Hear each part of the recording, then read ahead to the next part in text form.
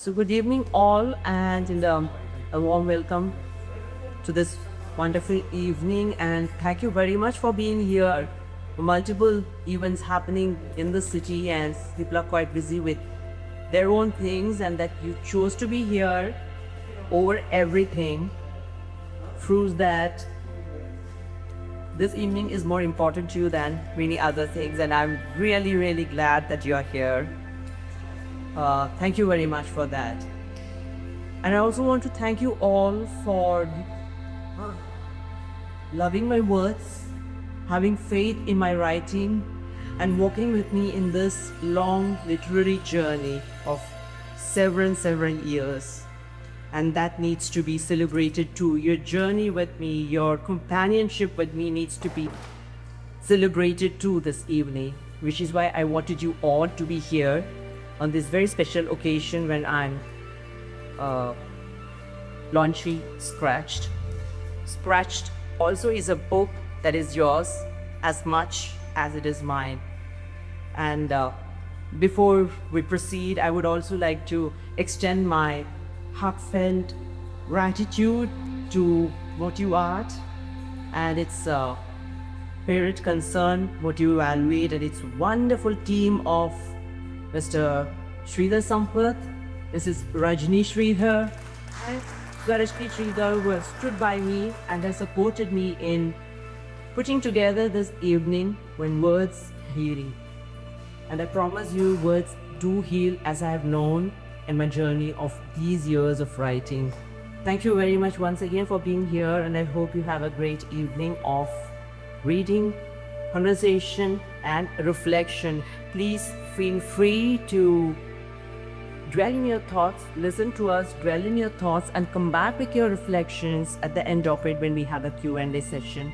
It's not going to be formal. You can be informal, feel at ease, and let's have a conversation that normally doesn't take place very easily, which is why we have this evening. We wanted everyone to feel in a safe space, to come out with what they feel about what the book speaks and what Swarashri is going to, get out of me through her very probing questions. I'm a little scared as Swarashri, but then yes, I think I'll come out with the right answers for whatever you're going to ask me. So thank you once again, and let's get going with this. Thank you so much, Asha ji. Once again, am I audible? Is it clear? You are. Super. Okay. Can I please request that you all put your phones on silent before we begin? So, Asha ji, when I was reading out your profile and also the way I know you as a person, I feel like you write what comes to you naturally, and that is the human emotion, and it is lived experiences. You're known as a life writer. What is a life writer? That life writer is a term that I coined for myself many years ago when I realized that my writing did not belong to any of the genres that the publishers really wanted, for their sales. So there was this one occasion when I met a publisher and he asked me, "What do you write?" I said, "I write stories." "What kind of stories?" I said, "Short stories." And he said, "Short stories? But short stories don't sell." And I said, "Why?" "Because you're not from Baleri." Okay, can you bracket yourself in any category? This is many years ago. Can you what do you think of Ruskin Bond? What does he write about? I said, he writes about nature, he writes from the hills. Okay, what do you think of Devdutt Patnaik? So they all had a certain genre to relate to, and it was at that point I realized that yes, I too have one, which is life writing. I draw inspiration from little things in life, nuanced things in life, bring meaning to it, and I started writing about them without knowing what impact it would have on readers. And when it started traveling and people started coming back and telling me that, wow, we found ourselves in your story. Be it, even the previous book that I published, people found so much meaning in even those single stories that I wrote.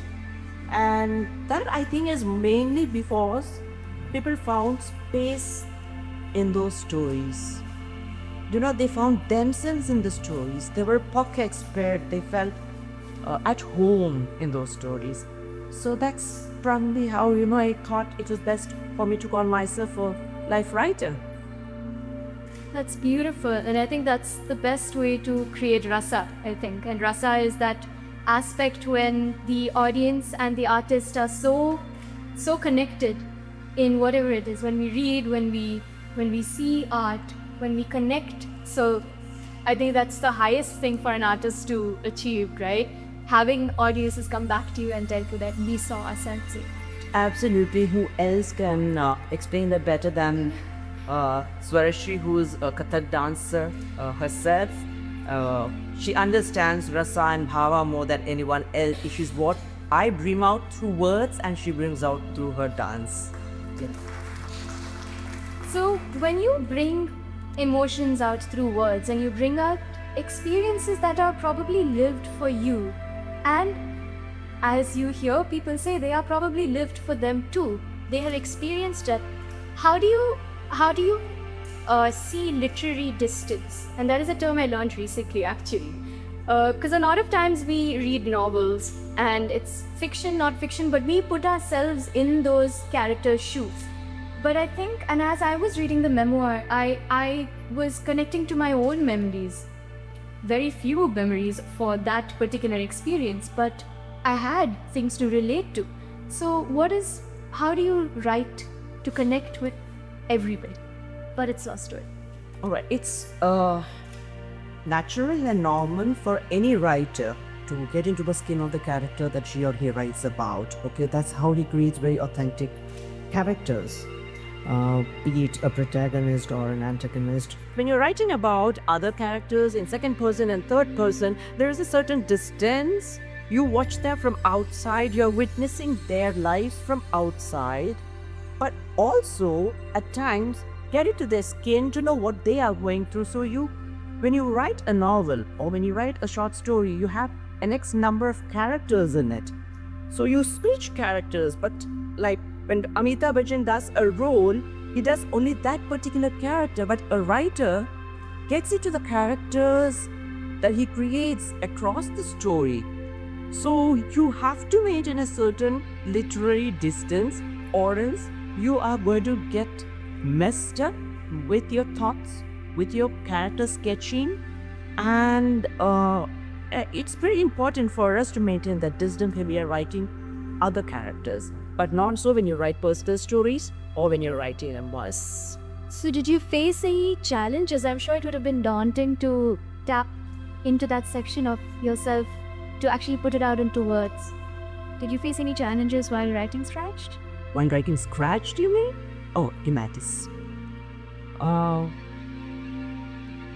The first challenge for me was to decide what to write and what not to write.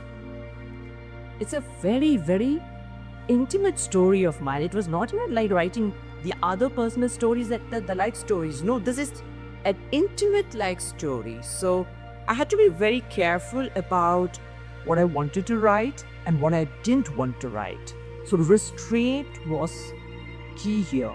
Okay, I wanted to be honest, but at the same time, I didn't want to be reckless. Let me put it that way. Honesty doesn't mean writing everything that you have in your head. Honesty doesn't mean putting out anything that you have in your heart. Because when I started writing, man, I didn't think I would publish it. I started writing it at a point where I was going through a crisis, and writing was the only tool that I had to cope with it. Like how we all have our different coping mechanisms. So writing was one way I was trying to cope with it. And as I started writing it, I also realized that, hey, here is something that I'm going through and I'm writing about, which many people may be able to relate to. And I need to write this for them as much as I'm writing it for me. Probably this could be a lighthouse for other people too. So that's where the challenge started, because I had to be careful now. The second challenge was fear. Okay, that all pervading emotion which we all carry but we never acknowledge. Yes, the fear of being misjudged, the fear of being misinterpreted when this book goes out into the world. It has people, real people, right, in my life. So there is a difference when you write a memoir about people who aren't still around in the world. Like, let me take the name Arundhati Roy. She wrote about her mother. Her mother is not anymore around. So it is easier for her to refer to her mother in any which way that she would want, and yet not fear that her mother would feel offended. Right. But then if I had to write about my mother in my memoir, I always feel, am I respecting her enough? Am I slipping into fault finding at any point? Am I staying within the confines of what I want to express, but at the same time not cross the boundary where the respect goes away? So that was a very, very big challenge for me. So, but to be very honest, let me tell you all, memoir is not something that I ever thought I would write. I've written across genres, but a memoir? Never. Because I first thought memoirs are written by very illustrious people. Okay, because readers want to know the lives of famous people and what they did behind the screen and everything. Or by people who have had extreme experiences in life and they have emerged out of it. I did not see myself as an illustrious character, okay? I'm a common person. Did I go through war experiences? Did I go through extreme violence in life which I came out of? No. But why? So why would I even want to write a memoir? But then life takes you through experiences that you don't even expect, and in ways that makes you stop, pause, and reflect on what this means to you in your life. And when you want to find that meaning in what you are going through, you find expressions. Like how you do with dance, someone else does with music, someone else does with, teaching, where someone else does it with speaking, whatever. So finding that meaning becomes very important for us. And that's how I thought, okay, this book is going to bring meaning to my life as well as to other people's. That's wonderful. Thank you. Yes, it was a very long answer, but I had to really come out with what I want to tell you about the book. I think it also takes a lot of humility and vulnerability to talk about the challenges at your own book launch. So thank you for that, because I did not know until recently why a memoir is written or what goes into it. And when I started reading yours, I truly felt so moved, because I don't think I have even processed such emotions in the past. I've probably felt grief, I've probably suppressed that grief, but I don't think I've ever it's like seeing a mirror sometimes, I guess. It's seeing those emotions reflect back at you. And honestly, for me, it hit me way too fast. And I even mentioned to Asha ji that I broke down crying in the second chapter. And I don't think I had hit any point which the book hadn't taken a dramatic turn yet. So it hit me so fast, and that was what amazed me. Because I personally don't think I articulate my emotions so clearly. And I was in awe, and I was also reflecting on what the book was making me feel. So I was feeling this interesting dichotomy. So before I go into the emotional aspects of the book, what does writing give you that speaking cannot? A lot of times we feel, we should speak our emotions out and we feel lighter. This was a different way of making myself feel lighter. So what do you think? So we have thought, okay? And the closest way of, or the form of expression that we have to thought is speech. So the distance between our thought and our speech is very less, which is why we are very quick in responding, reacting, being sharp, being rude, and everything. We don't think before we speak. But writing, on the other hand, allows so much space between your thought or your reflection and your actual putting the word down. So there's so much of distance between these two things that you process your thought properly, and you make sure that what you put down on the paper is not exactly what you thought, but a version of your thought. So if I have to give you an example, I think something in my head and I feel about it very powerfully. But maybe by the time it comes down to the paper, it's not as powerful as that. My anger is diluted, my trauma is diluted, my sorrow is diluted, everything is diluted. And that dilution is extremely necessary for us because that writing is not just for me. Do you understand? It's again like I wouldn't want to mess up with my reader.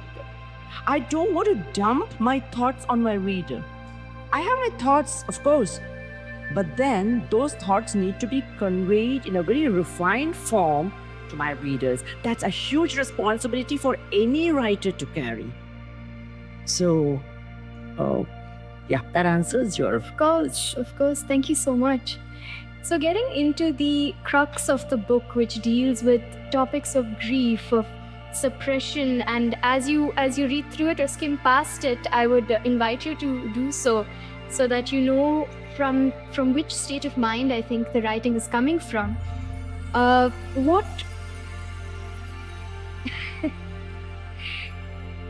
how do you understand these two aspects? There's grief and there's suppression, and I do know that the book takes us through this beautiful there are many beautiful passages that actually take us through probably your refined inner thoughts.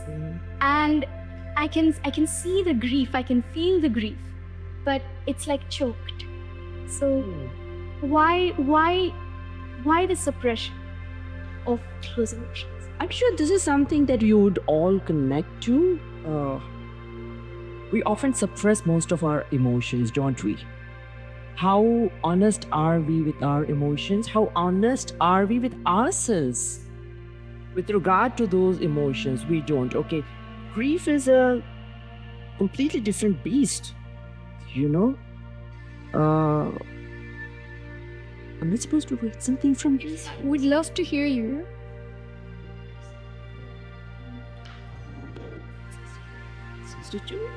So should I ask that? Yes. So if you all turn to page 62, I think there is one of those beautiful passages that I spoke of. Yes. Are we there? Those who have the books? The last paragraph, it reads, contrary to what people said, it wasn't always easier to find solace in memories. If anything, they deepened my sense of loss at times. Instead of releasing pain, I locked it away, burying it deep within my heart for reasons I still cannot explain. I should have wept my heart out, but I didn't. I should have railed against the unfairness of fate, but I didn't. I should have shared the grief with Amma, but I didn't. Instead, I stifled the gasps that occasionally broke free, forced myself to appear stoic, and carried on. But grief has a way of seeping through even the strongest walls. It finds the cracks, the tiny fractures in the facade, and waits. I know now that what I buried wasn't gone. It was only biding its time before it appeared in a different form, more grotesque and sorrier. So that is about the way I suppressed my grief at that point in time, And why do I do it? Or why do we all do it? Why do we suppress emotions was your question. So there are reasons for what I did, and I will let me generalize it after that. Why I did was, this is in the context of me losing my father, and to grieve at that point in time meant letting my mother also exposed to my grief. So I wanted to insulate her from my grief and to look strong, and which is what people also said to me. You need to be strong. You need to hold your mother together. So there was only one occasion that I remember that I broke down when they brought my father's dead body. And when they took him away. That was the only time I wept, and I haven't wept ever since. And it built up. So there was this reason, because you don't expose your emotions because you know that it's going to, the shadow of your emotions will fall on the people around you, and you don't want them to suffer because of your emotions, so you often shield it, right? And then the rest of the emotions, why do we don't do it? Again, the same thing. We are afraid of judgment. We would all want to be happy people. We are all expected to be cheerful people, positive people. That is what the world expects of you. So you put a facade, you wear your mask all the time. Emotional people are not accepted. Okay? And a very interesting anecdote. About 2-3 months ago, a lady that I know who has read my previous book, 100 Sips, she came and said, how do you write about vulnerability? How do you expose your vulnerability so easily? It's so hard for us to do it. And I said, you expose your vulnerability only when you're honest with yourself. And when you realize that exposing your vulnerability, it doesn't mean lack of strength, but of understanding that here is something that, that I need to work on probably, or something that makes me more human. Let's be very honest about it. Our vulnerabilities make us more human than our strengths do. So why do we shy away from exposing it at all? I don't understand. Each one of you here, we are all utterly vulnerable. Yet we want to, put on the show of being very strong. No, I don't agree to it. So vulnerability has not been an issue with me at all.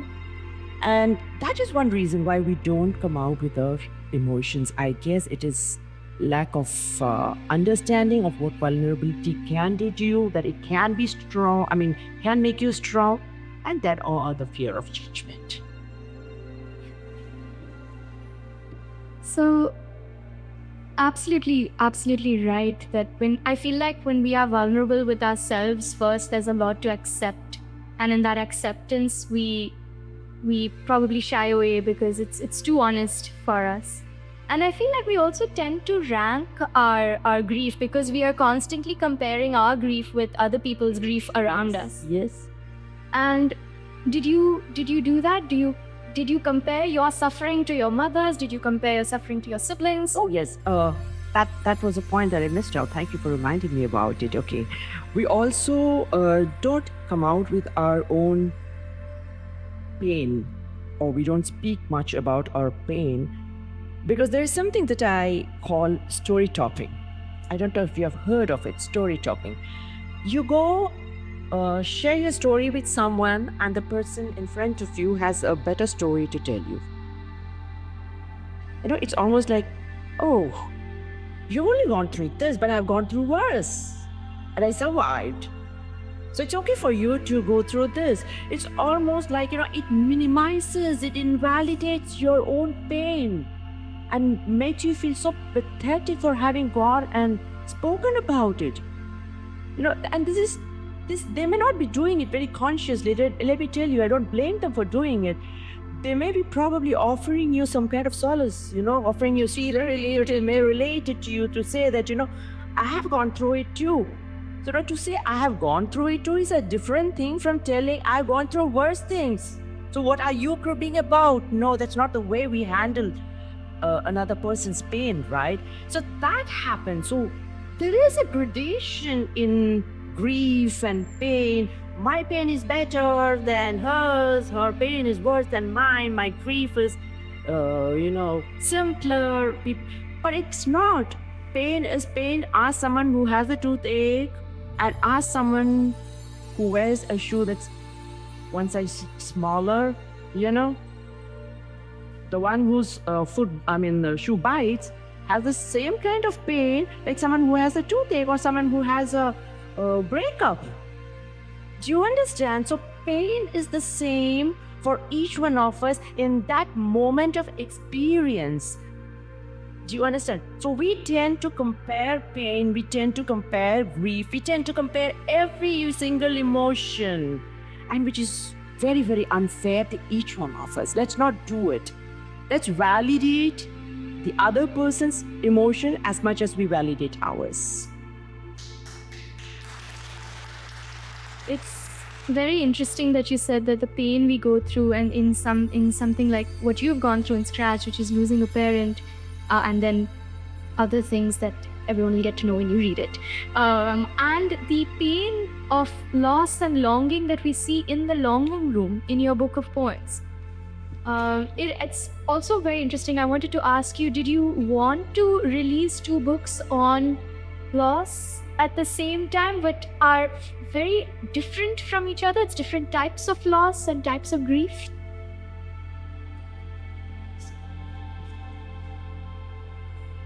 For all those who don't know, while Asha ji is sipping her water, the Longing Room has over 80 poems, and they are in various facets of love, of loss, of longing. And it draws, and we will talk about this, it draws a beautiful dichotomy of love and loss, and losing something you love and loving something that you have lost. So we will come to that, and over to you. The Longing Room was incidental. Okay. So I was sitting on these 800 poems that I've written over a period of about 10 to 12 years, not knowing what to do with them because poetry is rarely read these days. Okay. But then I love writing poetry because it has a different language of its own, and it has a different, the ethos of poetry is completely different from writing prose. But when I wrote Scratched, I realized that I was talking about loss in that book, and then I had a set of poems in my folder which were also related to loss of a different kind. So how is that loss different? In Scratch, it's losing someone to death, and Longing Room is about losing someone to life. You can lose people in life too. Breakups, divorce, or unhealthy relationships with your spouse, with your partner, those are all, spaces where there is loss of love, there is loss of trust, there is loss of many things that people don't actually speak about, So I felt that these two things would sit together, but in two different ways. Okay, so I just wanted to make The Longing Room a companion book along with Scratch, just to explore how we could process loss. So do you think we can hear a bit from A Longing Room? Yes, yeah. It's a very short poem, the first one that I want to read. Okay. Reading and understanding poems takes a little more of your interest, focus. Okay, this is very short. It's called My Secret Deity. Page number 26. Those who have. Let me trace the tears coursing down your face. Let me trace the tears coursing down your face. So this poem is written from the female protagonist point of view, it's the female lover. She's telling him, let me trace the tears coursing down your face and read their sad story with my fingertips. Okay? So there's love, there is passion, there is intimacy, everything there. She says, let me trace the tears coursing down your face and read their sad story with my fingertips. Let me kiss the butterflies fluttering in your eyes. I love imagery when I write poetry. Let me kiss the butterflies fluttering in your eyes and listen to the silent song with my feverish lips. Imagery, everyone, please visualize, okay? Let me kiss the butterflies fluttering in your eyes and listen to the silent song with my feverish lips. No, don't speak. Let me borrow your heart and fathom its secrecy. Let me borrow your heart and fathom its secrecy. Why fathom its secrecy? Because there are secrets in her beloved's heart that she can't fathom yet. There is a distance. There is something that they don't see in each other. So there are secrets, and she pleads to him to let her see the secrets. Let me borrow your heart and fathom its secrecy with sighs that echo intense love ballads. How is she going to fathom the secrecy? With her sighs. So again, there is so much of pathos there. The last two lines, ladies and gentlemen, are my favorite. Let me tell you, when I wrote these two lines, I thought of Mirabai and her love for Krishna. I may not be your significant other. I may not be your significant other, but you are my secret deity. So there is love in which, she has devoted her entire life. But there is no chance of possessing that love. I may not be your significant other. No way can Mira be Krishna's significant other. She can never take Radha's place. But he is her secret deity. So this is longing, this is passion, this is love, but there is something that is missing there. So those were the kind of poems that I came up with here to speak of loss and love. Thank you. That was so beautiful. So I see this beautiful, and as I said before, this beautiful dichotomy of love and loss that I think lives together in the same being. And I think that's absolutely beautiful because there's a lot of fear in accepting that as well. And there's that fear of losing that is there in both the books. But coming back to Scratched, how did you deal with the fear of losing? Is it a constant? Was it a constant? Is it now not anymore? How, since having lost someone in the past, how do you deal with it? Let me tell you my first experience of fear in my life. I must have been 10. It was the first time that my parents asked me to sleep in a different room. No, I must have been 7, 8. I don't know what age they asked me to do it. The fear that I went through, I felt on that particular day is still fresh in my memory.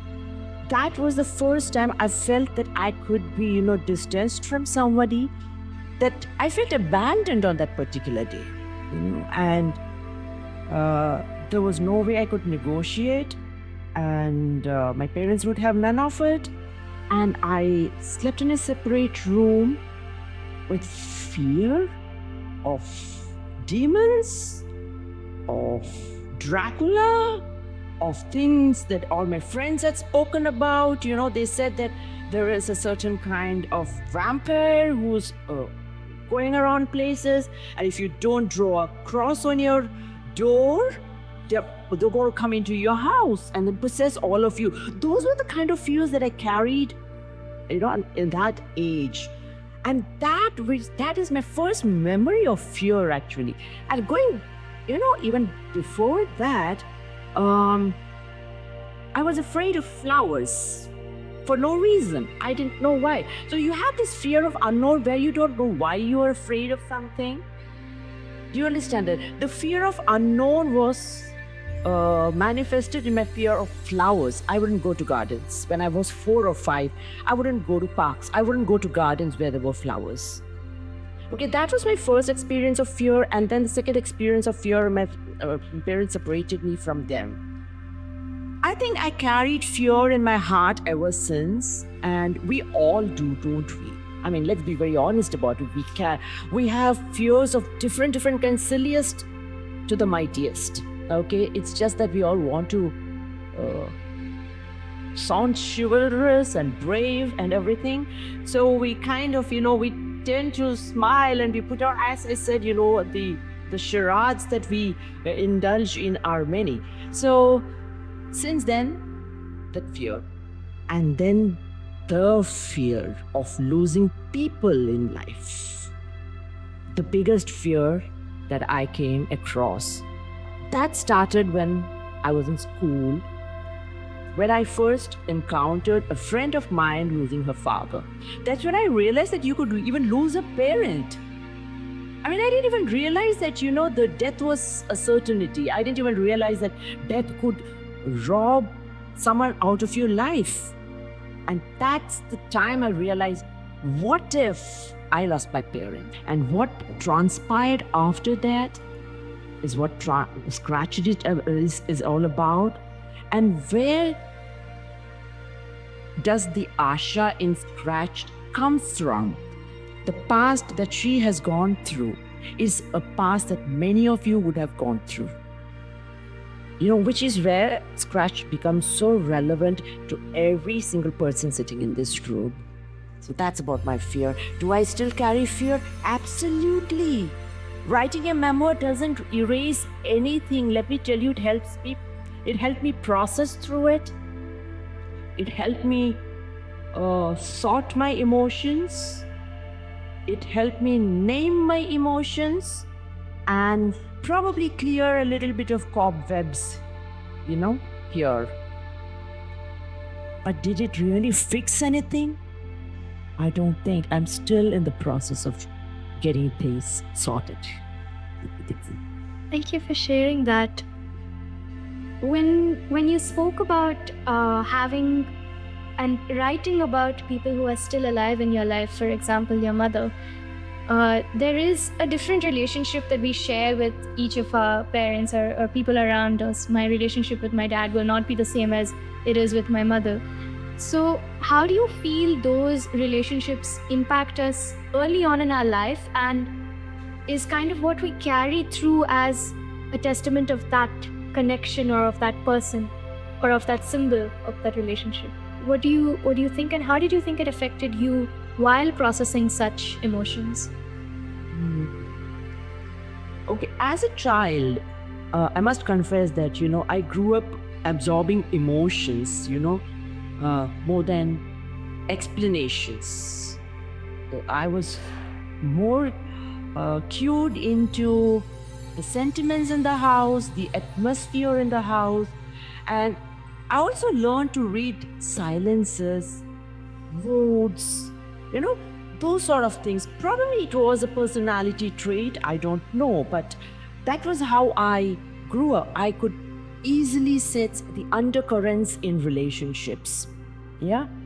And I would say that love was present, definitely, like in any other family. There was love present, but probably it was not expressed in ways that I would have wanted or in a way that would have made me feel emotionally secure. So that was where the difference was in my love for my father and for my mother, because they are two different people too, But at that point in time, when I'm a child, we don't understand that. It impacts us in very different ways. So growing up, it impacted me in a way that, I started uh, reflecting all that I absorbed from there in my external relationships. I turned inward, I became very observant, I became very sensitive. For all of you here sitting and those who know Asha as something else, please prepare to be surprised and be shocked, okay? I am all that you think I am, but I am also a lot more that you don't know, and we all are that. Every single one of you are people that the world knows and people that the world doesn't know.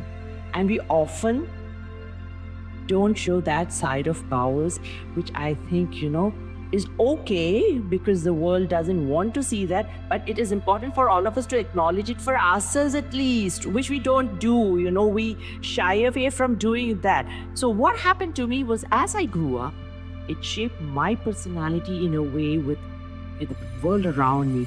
I started looking for hints. I started looking for things that would break me, Will they?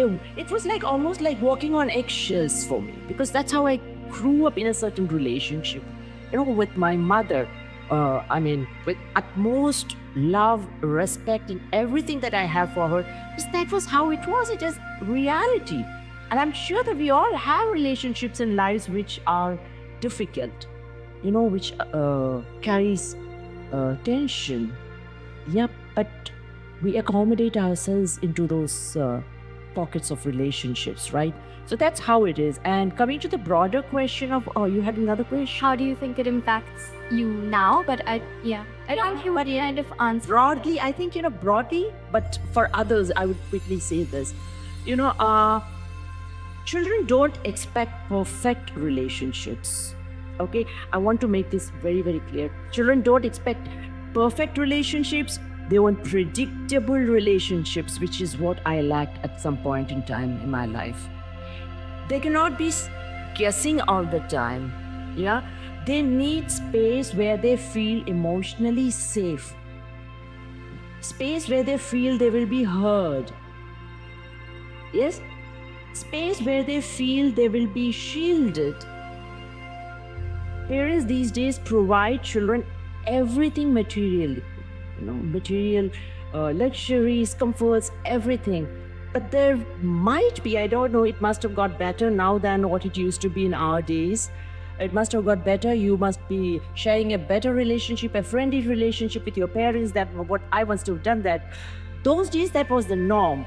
But yet again, what happens to children when they are young and what influences them within the family is definitely going to shape the way they grow into as adults, and it will also shape their relationships. It will affect their mental health. So it's important for us to give them predictability in our connection with them. That's what I feel.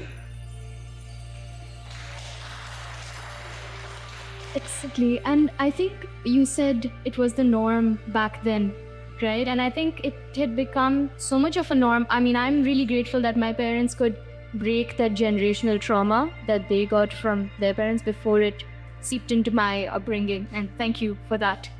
But I feel like when you articulate it so beautifully in your book, and now that you're talking about how we see you as you are right now and how we may see you in the book, if you're comfortable sharing, I have a question from a dear one who would like to ask, would you wish people better understood about living with certain mental health issues such as depression, anxiety, and panic? And how about you answer this? There is a follow-up to that. Can you go creative? What do you wish people better understood about someone, probably yourself here, living with certain mental health issues such as depression and having panic attacks? I must confess that there is a lot more discussion and a lot more discourse about mental health and things these days than there used to be before. But yet, I think, awareness has not translated into anything concrete yet, So, or it has been oversimplified now. We also have started to romanticize depression as something like 6-year-old is depressed, 12-year-old is depressed, and 16-year-old is depressed, and 36-year-old is depressed. But yes, they are all going through trauma, problems of different kinds. And I think there is a lack of understanding in a way that, how the other person goes through it and what the other person goes through it. As a 6-year-old, what does a 6-year-old go through is not understood. It's very easy for me to label a 6-year-old as, come on, you cannot be depressed. But children know the word depression very easily these days. I'm depressed and I'm this and that. But then there is something the child is going through at 6, which we need to go down to and meet him in the place that he is or she is to understand. Or for that matter, a 30-year-old or a 40-year-old. So depression is not a word. Depression is an experience that only the person who's going through it can explain. Okay, so when it came to me, it was hard for me to first make people around me understand that I was going through, because, hey, everything is hunky-dory with you, isn't it? What's wrong? Okay, so it's not something that I would want to advertise to people as to what I'm going through and why I'm going through. But then when I'm called upon to explain it, I exactly need to tell them, hey, look, this is what is happening to me. And that understanding took a long time to come for me, especially in closer circles and extended families, because depression was not heard of at all before. It's not that there was no depression. Do you think that our parents were not depressed? Do you think our 100%? Do you think our grandparents were not depressed? But they didn't name it. We have, learned to label things. Do you understand? So we have branded depression these days, mental health these days. So for people to understand what I go through took a long time. And I didn't try very hard enough. Let me be very honest. I came very close to losing people in my life, friends, relations, because they didn't figure out what was happening to me, and there was no way for me to go and tell them everything about what was happening to me. So now, having gone through it, I understand when somebody goes through it, when somebody doesn't stay in touch with me for a long periods of time, all right, there must be something going around with them, When they are okay, they'll come back to me. It's got nothing to do with me. Yeah, it's not something for me to hold. It's something that they are going through, and let me give them the space. So we need to give space to people who are going through very intense experiences in life, because that pain is individually theirs, and we can only empathize with them by knowing that, it is theirs to hold. And what I can do is to only understand. So please tell people I understand, whether you understand or not. It's definitely so much more reassuring to hear when someone across from you is sitting and they can feel what you feel, even if they're just listening in. I think it makes us feel a lot lighter, and I think that's the whole point of today's event, reading the memoir, and also the fact that words do heal. Listening also does heal when you are an active participant in that conversation. So going towards that healing, just before we hit the healing, there was a part in your memoir where you spoke about that imposter syndrome, which I feel, which is the follow-up that I had, was you say that you are living this life of an author, and we see you on social media reading snippets from your books. And I think that happens for all of us. We see other people on social media and we form a judgment of their life or how their life might be.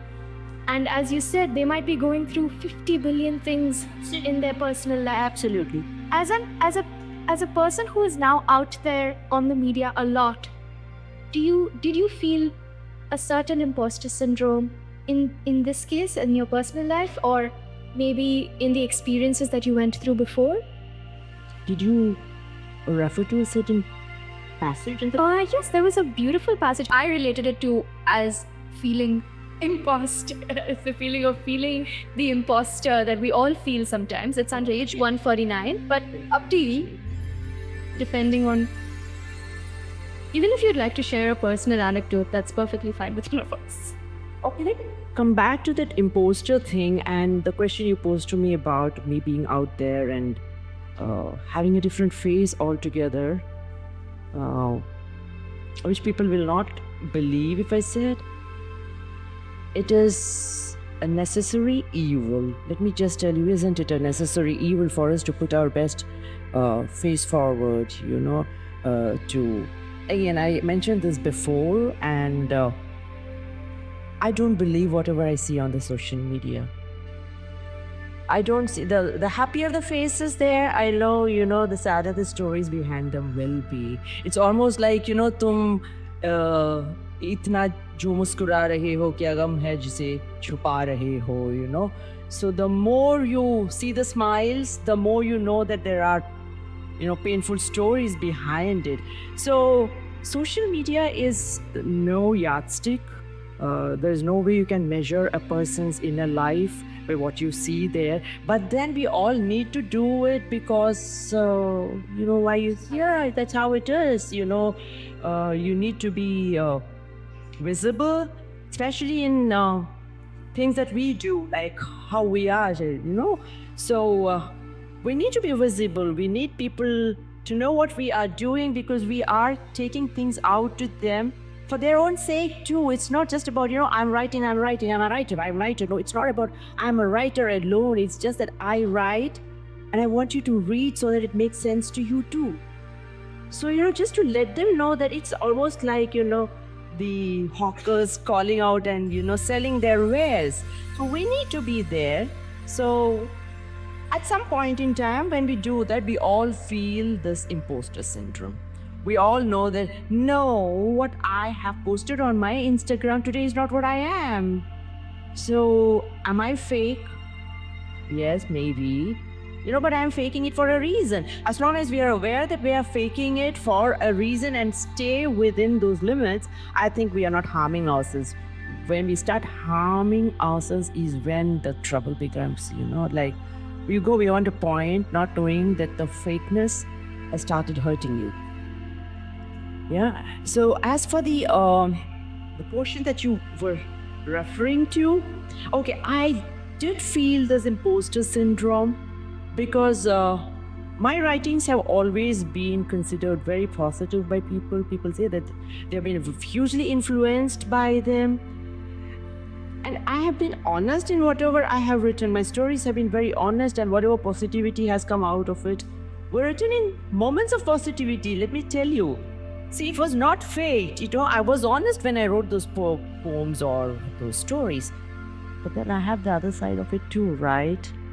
So then I started feeling, what would it mean for people to know that the Asha who writes and brings cheers and smiles on so many people's faces herself is a wreck? Do you understand the dichotomy of it and the way I would have tried to cope with it? Okay, so on page 147,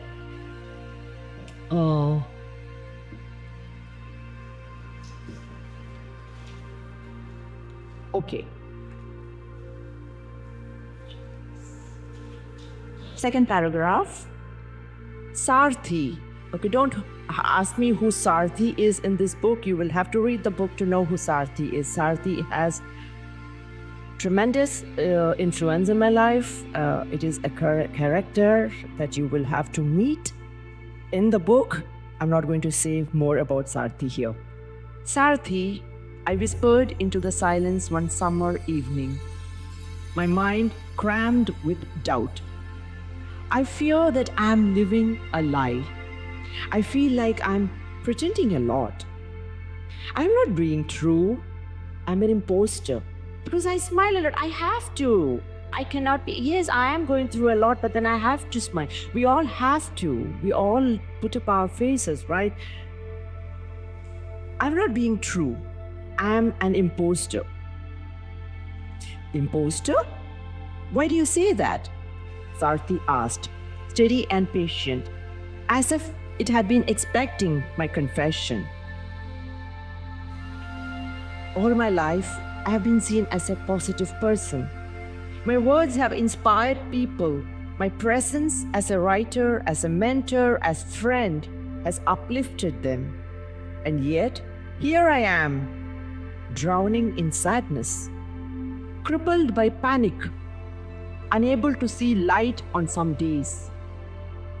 I speak of hope, but I feel hopeless.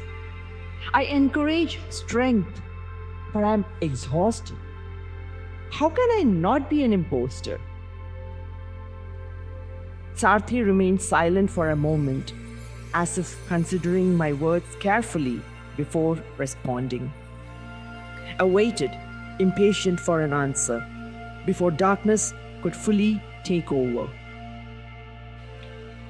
You are not an imposter.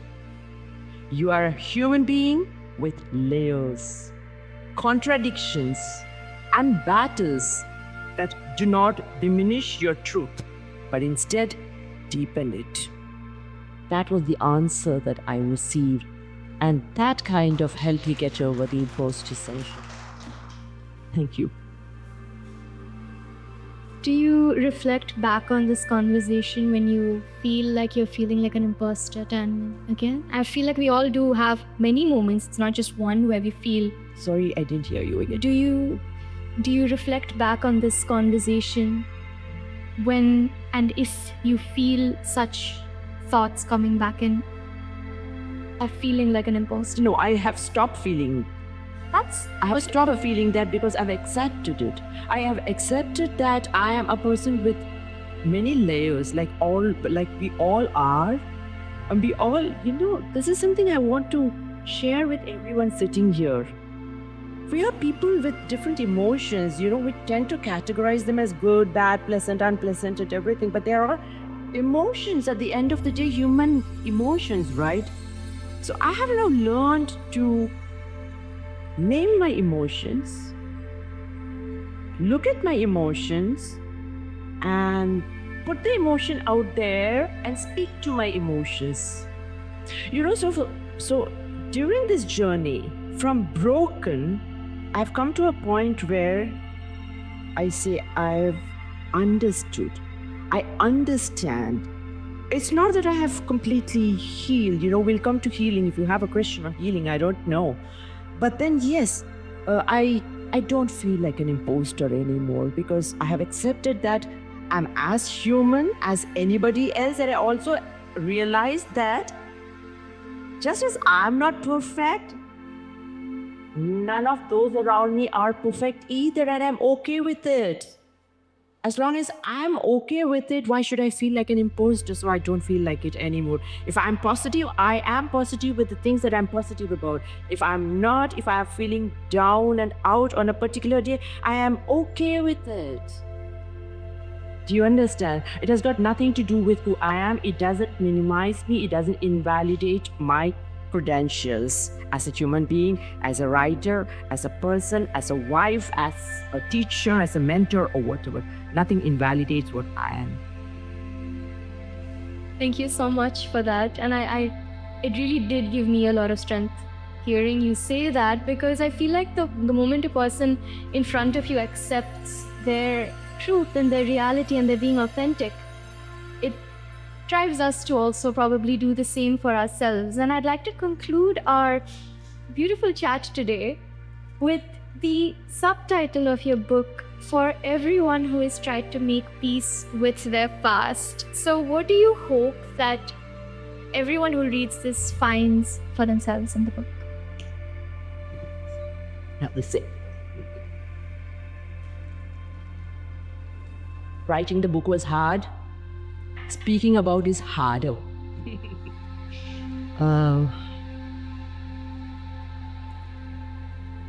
Okay. The tagline is for everyone who has tried to make peace with the past. And Swarashi wanted to know why tried to make peace with the past. It is because there is no absolute resolution in life. No absolute resolutions in life. Okay? And healing also is not something that happens in a straight line. It's undulated. Okay? You feel healed one day, you are hurt another day. You're healed from one thing. No, even then you are not healed, So you it's a constant, hurting and healing. Hurting and healing continues. We get hurt from different things, we heal from it, and then we are hurt again. So it's a process, and that's how we evolve as human beings. And healing to me doesn't mean erasing the past. Healing to me doesn't mean ignoring the past. It doesn't put a band-aid on what you have gone through. No. Healing is allowing the grief to stay with you. Healing is allowing space in your life for the same pain to remain, and then you move on knowing that it is going to be there with me. You cannot do away grief. You cannot do away a certain pain. Time doesn't heal. Please, let's not, fool ourselves into thinking that time heals. Time doesn't heal. We move on with it by accepting what has happened to us and holding space for what has happened to us. That is the only way we can go through. Have I done it? If that is your question, I don't know if you asked that question. Have I done it yet? I don't think I have. And we will never do it, because healing is not absolute. There are no perfect resolutions in life. There are no perfect reconciliations in life. Do you understand? We just go through these patterns, okay? Riding the trough sometimes, riding the crest sometimes, and that is human life. And we need to accept that as our reality. That at the end of the day, it'll all be all right. But at the end of the day, will it all be all right? In the book you're asking me? Or for us? On everything.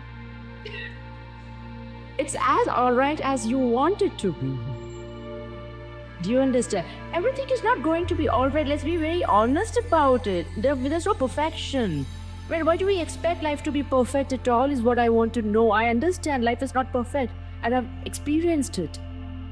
My imperfections may be very different from your imperfections. My pains may be very different from your pains. You may not have lived the same life that you have lived. But then the emotions, the sentiments, the feelings, the pain, the rest of it, we all share it in the same space, in the same sphere. So why do we even expect perfection to be there in life? Let us be imperfectly perfect. Or perfectly imperfect, if I have to put it that way. Thank you so much, Asha ji. Would you like to close it on a poem from the Longing Room? Yes. Before we open up the room for question and answers. Yes, this is something I really want to read out to you all, to reassure you of something. Okay, I hope this speaks to you as closely as it did to me. Page number 50. Yes. Page number 51, there is a poem called It Is All Right. And please listen and believe it is all right. It's all right. Perfectly so. It's all right. Perfectly so. To be vulnerable. Even when the world expects you to stand like a bastion. It is all right, perfectly so, to be vulnerable. When fortitude ought to define you, but you remain open to wounds, it's all right to be so. It's all right to be yourself, a miscellany of rickety emotions, and not a fortress that boasts tales of valorous invasions. It's all right to be so. It's all right, honorably so. to let mist sweep over your eyes. Let the mist sweep over your eyes. Don't stop your tears from flowing. Please. Why do we do it? It's all right, honorably so, to let mist sweep over your eyes, even when you are prodded to simulate smiles. The cross and the pain are yours to bear, not theirs. Do you understand? The cross and the pain are yours to bear, not theirs. So you don't have to explain. That's what I mean. The cross and the pain are yours to bear, not theirs. The blood that coagulates lamely has punctured your delicate veins, not theirs. It's all right, genuinely so, to be afraid when the shadows fall and enfold, even when courage is advertised as an unparalleled virtue. It's all right to be afraid, even when courage is advertised as unparalleled virtue. Fear is real as a gestating woman's morning sickness. All else is counterfeit, all else is false. A facade of fortitude. Who are you trying to impress with your travesties? A world that is fractured and afraid and aggrieved as you. Who are you trying to impress? A world that is fractured, afraid, and aggrieved as much as you. It's all right, undeniably so, to be human, to love and lose, to hurt, to weep, to fall, to break, to be slush, to be cobweb, to scratch doodles in your scrapbook and call them poetry. Let me read this again to you. It is all right, undeniably so, to be human, to love and lose, to hurt, to weep, to fall, to break, to be slush, to be cobweb, to scratch doodles in your scrapbook and call them poetry. For who but you knows what your day entails and what your nighttime holds? Who but you knows what your day entails and what your nighttime holds?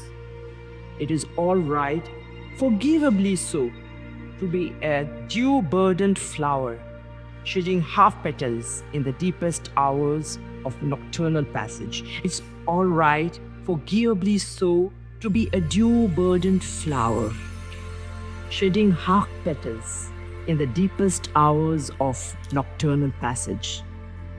It really is all right. Ladies and gentlemen, Asha Iyer Kumar, thank you so much, and we open the floor for anyone who has questions. My name is Shabina and I'm a big fan of Miss Asha. Thank you so much for inviting me. It is we are connected on LinkedIn and I've been reading your posts, but there are days when you are on LinkedIn and you don't have enough time, you're just scrolling. So I was just thinking that where can I find all your posts at one place, and thankfully I got a book. So whatever you've written on College Times, I have all these are compiled, and I have this book now. I have read many books by you, and I must say that I'm a newbie writer. I've just written one book, and I look for inspiration from you, writers like you. So there was a time when my husband and I we were discussing that should we order College Times or East because of the size. Gulf News has a little concise, very precise size. So he was saying that okay, now we can buy Gulf News, and I said no, we go to College Times. And he asked me the reason. What was the reason? And I told him that it's because you were writing in it. Oh my God.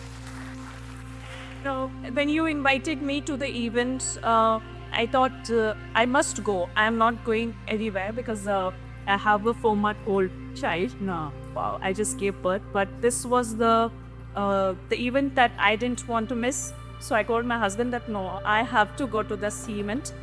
And I'm so glad that whatever your writings are depicting about emotions, I think I met you for the first time, and I can see the that reflecting in your tone, in your voice. I'm so glad. I think you can coach people for emotional intelligence as well. Recently, no, very recently, I've been facing this. One of my cousins, she delivered a stillborn child, and we didn't know how to soothe her. But now, as you said, that the pain that every person experiences, that pain is theirs, and we cannot do anything just to empathize with them. Yes. And something which I have written about in my book, that's also a memoir, and I didn't feel that, as you said, that you never thought that you're going to write a memoir.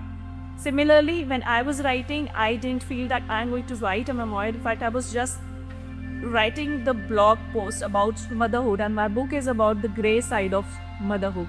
So yes, I feel that writing heals you. No, it does heal. So I have a question to you, and I want others to speak as well, but yeah, I have a question for you. In fact, two questions. So when I was writing my book, I needed that kind of solace. And when kids are jumping all over my, they're bringing down the roof, I cannot write that time. So I found that I could only write at night when my kids were good. Kids had slept and there was silence in the house, only that time. And it really took a toll on my health. I've just written one book, and that's a memoir. And because I was writing at night, and I was spending those sleepless nights, then I was writing my book. And since it is about motherhood, and the book also took me 9 months to write. So I call it that, it's my another child. So do you also require that kind of silence to write, or how do you write? Because you've written 8 books and they are inspirational. My writing time is usually late night. Okay, I'm a late sleeper, and that's the time when I write too. But let me promise you one thing, it's not going to serve your health at all. And I'm suffering because of that, and my doctor has asked me to reset my writing times, but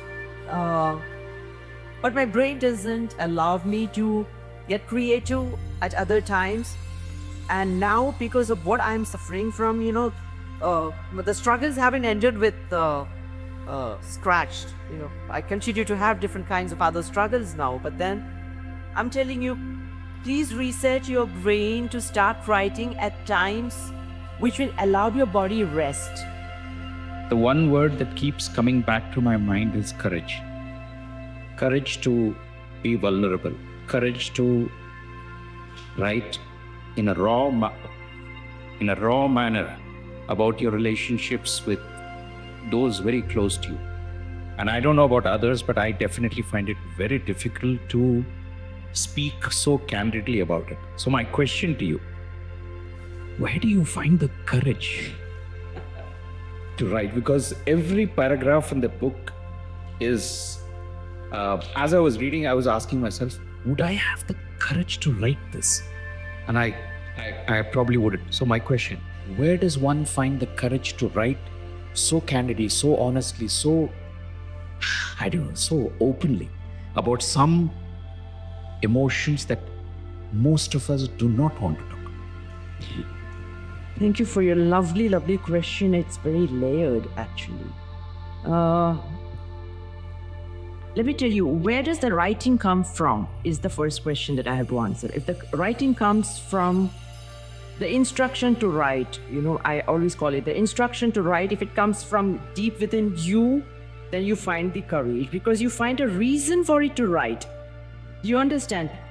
These days, when writing has just become content for LinkedIn or content for a client, and when it's driven by professional requirement to meet deadlines, those kind of writings will not need the kind of courage that you are asking for. But this kind of writing will find its courage when you know the need is something more from the core than anything on the surface. So that's probably where it was required. It was demanded of me that I say this story for my own healing, and for me to sort the fog that was in my head that I had carried for a long time, and for me to put certain things at rest. So I had to write it. Where did that courage come from? I trust the universe always is by your side when you want to do it, you know. It does, it does. Thank you very much. Just want to say thank you for a wonderful evening. And I want to know what is next for Asha Kumar. Sorry? What is next? Trust you to ask that question to me, Salim. My wonderful friend Salim. What's next? I haven't planned anything yet, but yes, you know what? Let me be very honest. After every single book, I decide I won't write another one. Honestly, people asked, are you writing something? I said, not anymore. My God, not anymore. Not because I don't want to write. The post-writing, post-publishing scenario is so difficult for a writer. I cannot be a Ruskin Bond. He is my most favorite writer because he writes, he retired to the hills, he sat there, wrote, other people did the marketing. I can't get around this marketing stuff, please. I can write stories, but who's going to market my book? It really, frazzles me out. It freaks me out. So jokes apart, every time I finish a book, I say, I don't think, but then the creative Kira in me, it starts troubling me very soon, and then I'm on to something else. I promise I'll come back with something more, I'm sure. Say if all of us buy you, who's your writer? Seriously. You'll have to tell me that it resonates with you, that my writing makes sense to you, or else why would I do it? Yeah, so I really need to know that there's meaning in my writing. I don't want to write for the sake of writing. I don't want to write because it's going to make me a best-selling author. I don't want to write. I would be happy if I became one. I don't want to write imagining that I would win Booker someday. I would be happy if I did. These are things for manifestations. Yes, these are books for, things for manifestation, but those are not my purpose. Those are my objective. My objective is to reach out to you all in an individual way, touching your lives with my words in whatever way possible, as long as I can. Hey Asha. Hi. Congratulations. Thank you very much, Rashid. First of all, I'm not a fan of you, but it's beyond that. We are in the same business, right? Thank you. We deal with words. I'm already in a mood of healing with this evening. I just want to check with you, what form of writing or what genre is that is healing you when it comes to words which are healing you? Whether it's fiction or non-fiction or poems or journalistic writing, what form of writing is healing you? Or is it the words from the word master at home, Mr. Vicky? Thank you. I bring him in here. Okay, let me give him enough credit for letting me be the writer that I want to, and allowing me to do all that I have wanted to in my life. VK the man, you will find him in the book too. So there's no one particular genre that I would resort to heal. If healing is the question, Rashid, then there's no one particular genre. It's about how words find meaning and how words shape into stories. And what stories do I want to write doesn't come from an idea. It comes from an emotion. My stories start from an emotion. That is the seminal point. And from there on, and I don't even try to heal. No, not when I start. I don't think that, I write this, I'm going to feel healed. No. I just start writing. By the end of it, certain things just settle down. And I love poetry. Yes, poetry has a very different ethos, and I can be very free with my writing. But when I write fiction, it has a very different language in itself. Personal stories, like I was telling, I don't know if you were here at that point when I was talking about personal stories. Personal stories are the ones where I think I find the most satisfaction, because It comes from a space where I have lived. Those are lived experiences. And those lived experiences bring me in touch with the world, with myself, and it makes me want to be very honest. And that honesty probably brings in the healing for me. Thank you. We have one more. We have time for one more after class. So Good evening, everybody. My name is Archana, and I would like to congratulate Asha ji Thank you. for the book, and thank you to Vimal ji for inviting. So, my question is very straightforward. I haven't read the book yet, but when I listened to Scratched, the title, when words heal, why scratched?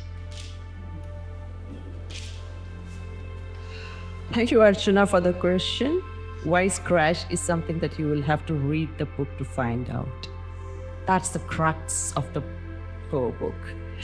I don't want to give away spoilers here, honestly. Yes, I want you to read the book to reach the point where you understand what it is. Thanks. I'm really sorry to disappoint you, but then that would Disappointed. yes, and that would be a huge spoiler. Actually, Since it's a memoir, it is. written in a poetic form, so I wanted to know why scratch, but when words are healing, why not something else? Yeah, you will figure it out. Certainly. That is the beauty of literature. Yeah. It can be contradictory yet convey meaning. Do you understand? So it is scratched, but then there is healing too, which is again why I say, healing doesn't happen at once. Healing is not permanent, and healing is not absolute either. So let's not think that I'm healed, I'm done, I'm over and above everything. No, we are not. Don't we all agree? Are we healed forever? No, we are not. There's something or the other that keeps coming off, right? So please, Archana ji, I would also request you to read the book and go back and tell me if you figured why the book is titled Scratched. Thank you. If I take the liberty, Asha, somebody was known Asha when she was Asha Iyer, before the Kumar came into life. A students in university. So I had not read the book yet, but I'd read few of her earlier books, and for me also very passionate about poetry, than prose. But when I saw the title, I was yet to read the book. Scratched. To all of us, just scratch the surface of our own lives. Isn't there much layers to it? Each one of us hurt and heal. As you rightly said, there is troughs and crests in our life, and we ride it mostly alone, never together. You might have a partner or a spouse or children, and when it comes to emotions, not necessarily grief, any emotion, most of it, if you are in touch with the emotions in the honest manner that you so lucidly put there, I think Scratch does connect. And I must compliment the cover. Thank you very much. Thank you very much. I spent 3 days trying to design this. Because it's very raw, right? It takes absolute courage to put yourself out there, going a little bit more about you. I can say that a little long and grown. I have no questions. I'm just going to enjoy what you present. Thank You you. won't feel how it connects. Thank you. Thank you for your reflections. They were also very, the way you said that, we are in it alone. We are used to hearing we are in this together, but then when you said we are in this alone, yes, that hit hard. Thank you for bringing in that point. Yes. Hi, Asha. Hi, Pradesh.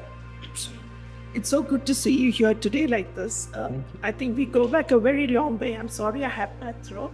Excuse my voice today. We've gone a very, very long way back. We've known each other from school.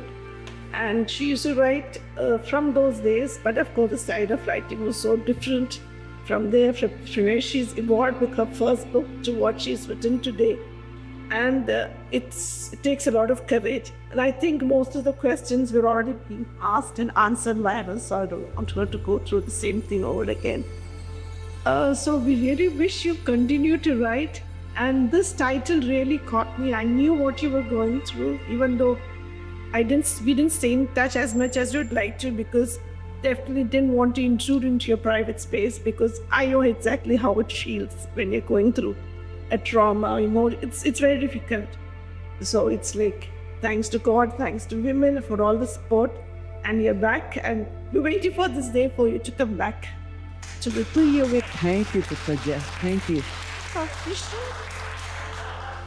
Thank you. I mean, the immense support that I have received from people around me has seen me emerge out of whatever I have been going through, and the book has been, receiving responses of the kind I never imagined at the time of writing it, and I'm.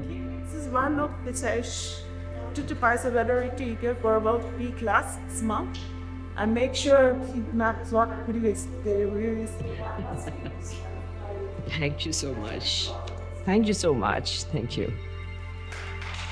I am Shambhavi. Good evening. Good evening. Full disclosure, haven't read a single book of yours. And I'm going to ask you one of those uncomfortable questions. Are any of your books going to be on OTT anytime soon? Would you write it yourself if it was? Yes, I mean, you are making me think in very different way now. I don't mind doing it if somebody is there to put in the money for it. Would you write it yourself? Why don't you see a gift for me?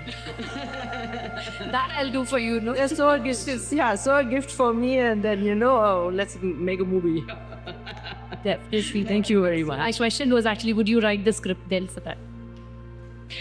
If Scratch, like somebody said Scratch. Well, see, it's always been on my mind, if not for a full-length movie, to have short films based on my short stories. Many of my short stories have resonated very, very deeply with a lot of my readers, and it's always been my dream to at least make short movies or short films. Inshallah, let's see if it happens someday. Yeah, may your words come true. Thank you very much. Thank you very much, Shambhavi. Wonderful. Asha, congratulations, you have come back, and I really wish you all the best. Thank you, Chandini. We were together as school friends, and I know Asha the warrior when she was a student, and the lesser known side of her, a great cricket fan she was, and she was a writer at that time as well, and a good motivator. But your books of late has become more emotional. So was it at a particular point that you turned like that, or over a period of changes in life that you have changed over your way of writing? Like the way I know as my friend in school days. We grow up, don't we, Chandini? We all grow up and we evolve. We learn things from life. And we understand ourselves better as we grow up and become adults. As we move into our middle age, we look at life in a very different way. And why did my writings turn more emotional? I told you, I think, my writing starts with an emotion, because I am an emotional person, and I have started understanding or learning that to know our emotion is the most important thing for us. Often we don't understand what we are going through. Have we been able to name what I'm feeling at any point in time? It's just that I feel frustrated, I feel this happen. What exactly are we feeling? Have we paused to think? So emotions are very important for me to know, understand, name, and then deal with it. So my stories are all about emotions, so that, we understand, the readers understand that, oh, this is what I feel. I feel anger, I feel this, and it's not wrong to feel anger. It's just for us to name it, validate it, accept it, and then take an action to do whatever you want to do. Let's not turn away from being emotional. So emotions are important for us. To be emotional is not weakness. So probably that's why this realization is what makes my writings more emotional than what it used to be at a point in time that you knew me as a writer back in school or college. Thank you all so much. It's just one.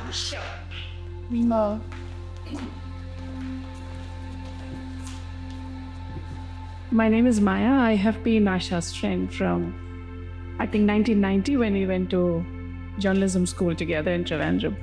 The air is so full with all these emotions. And the word courage has come up over and over and over again. I must tell you that those of you know Asha from school, I know her from college. She's been very courageous. And on a very lighter note, not trying to dissipate the seriousness of the book that she has written, which is very personal and very touching. I have hands up, I have not read the book. Somebody did tell me that I'm featured in the book, so now I'm very intrigued to read the book. It's back in India, like somebody said, ordered express delivery, and it is India. So going back to courage, she's always been courageous because when we were in college and she was a hostelite in YWCA, and I had a TVS 50. So she told me, listen, I don't want to go in that bus. Will you come and pick me up? I said, yeah, sure, I can. And for her to have sat at the back of a TVS 50 in 1990, and we zipped across from Trivandrum city to the University of Kerala, 18 kilometers away, that is courage, Asha. Keep going. Thank you very much. With me. Had a learner's license, I still don't have a two-wheeler license. Thank you very much. I enjoyed those days very much.